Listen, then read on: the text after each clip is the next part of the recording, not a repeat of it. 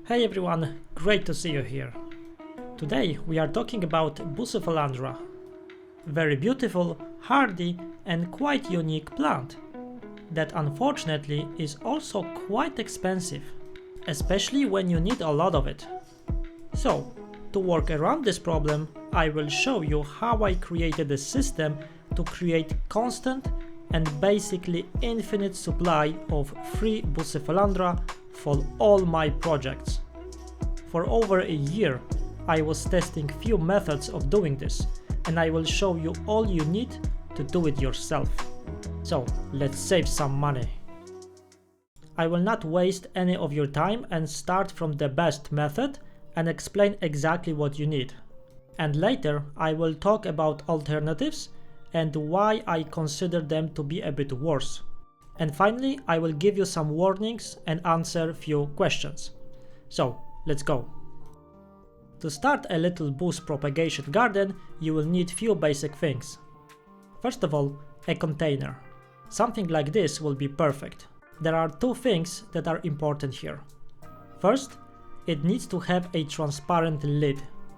It cannot be painted or anything like that. Second, it's better if it's quite shallow. Having very tall container doesn't give you anything, but it will reduce the light hitting your plants. So there is just no point. I'm using quite a big one because I want to grow a lot of plants, but it will work pretty much the same in smaller sizes. Next thing you will need is something that can hold your plants, like this kind of grid.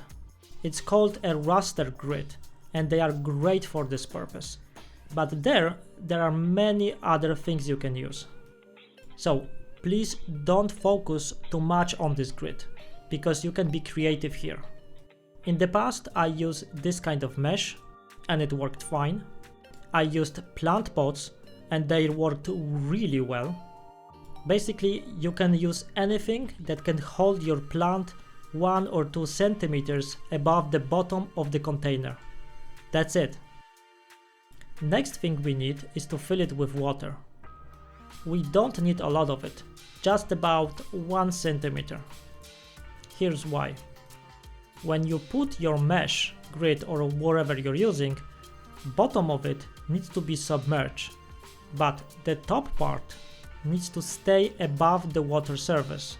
This is very important. And again, it works with other containers and other supporting structures for the plants. And now it's time to add some nutrients. Because we're gonna grow our plants immersed, you can use much more than you would normally. Because no water means no risk of algae. I use 2 and sometimes 3 times the dose. And now let's talk about our starter plant. To minimize the cost, you can start with 1. And this is what I did. You can use either potted plant or in vitro cup. For this project I used 1 potted version. So the cost is really small here.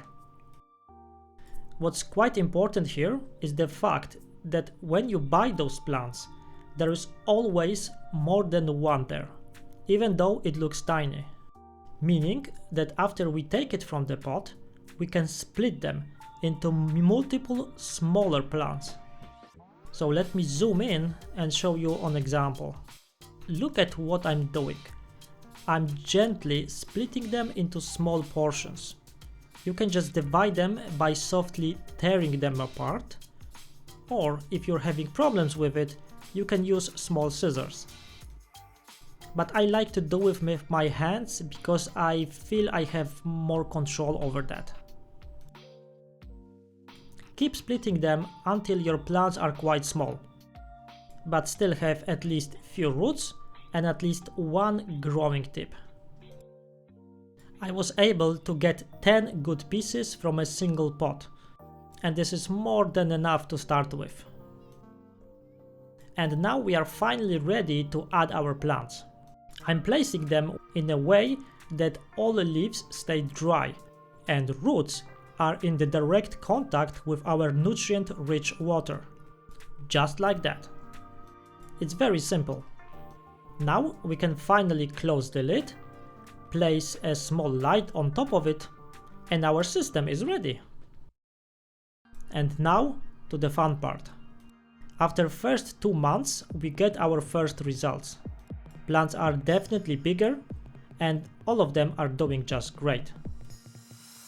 What is great about this system is that I really don't need to do that much. Once a week I open the lid for 1 minute to let the fresh air inside. And I change this water every 6 to 8 weeks. I don't do anything else. No spraying, no nothing. All the moisture that evaporates from the water is kept inside. All plants are super healthy, and because they are super close to the light and have a lot of nutrients, they grow without any issues. There are some signs of algae, but only on the container, and that is not an issue. Because look now, I can leave this grid, clean the container, add new water full of nutrients, and we are good to go for the next month. Amazing, isn't it?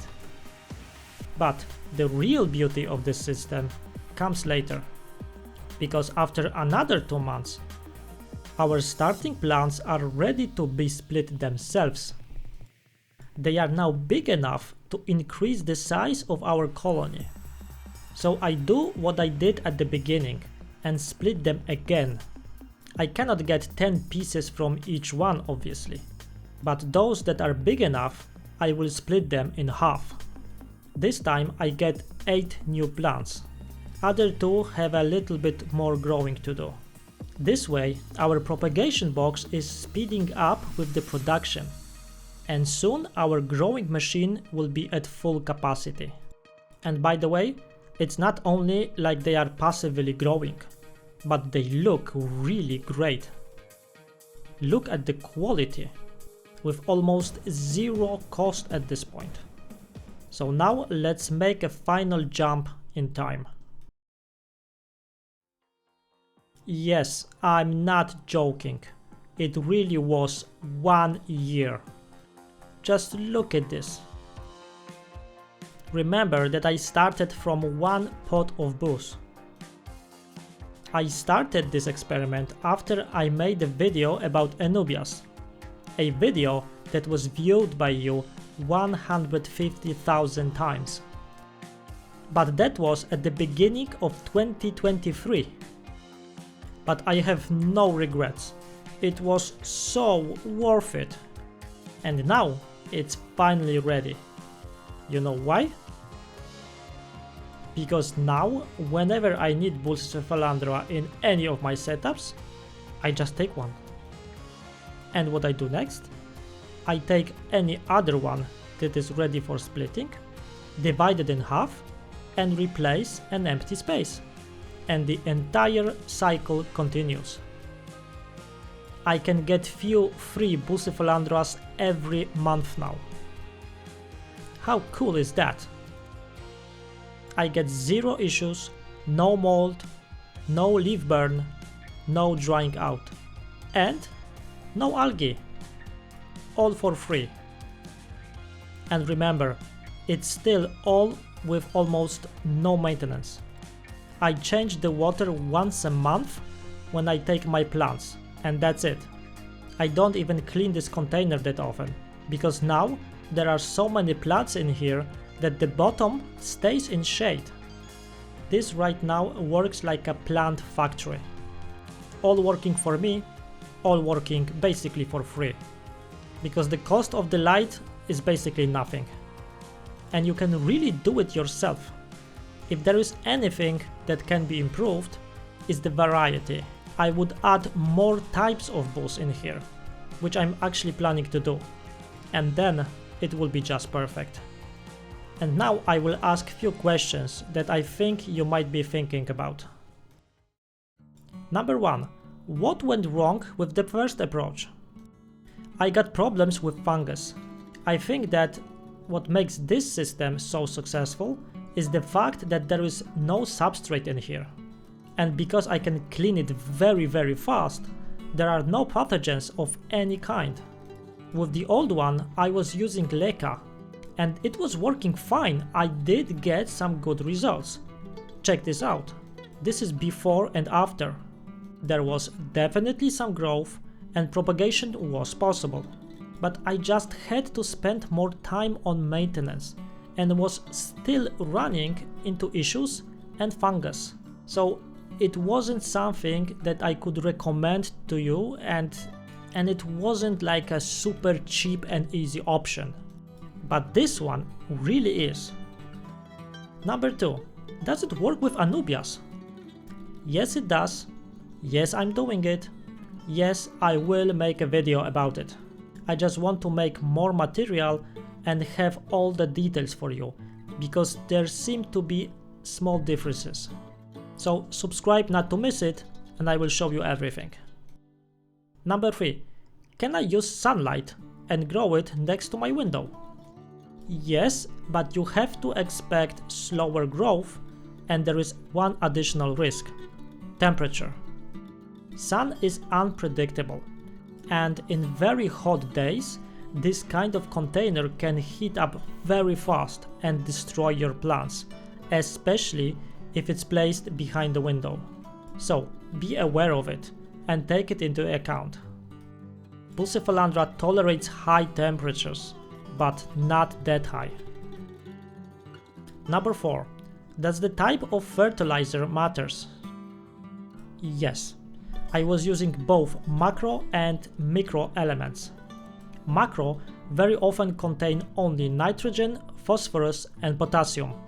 But you also need trace elements for the fast and healthy growth, so macro only will not be enough. But you need very little of it, because there is like 2 liters of water. So there is like zero cost in here. What light did I use? Well, the cheapest I could get. And it wasn't strong. It was only 6 watts for 8 hours a day. But because plants are so close to it, it was strong enough. And remember that in this setup, light doesn't need to travel through water. So this is why it's so cost effective. Nothing goes to waste. If you have any more questions, comment below. I will try to answer them. If you are curious about the future projects and want to see more tricks related to plants and fish, consider subscribing. But for now, thank you very much for watching, and see you in the next one.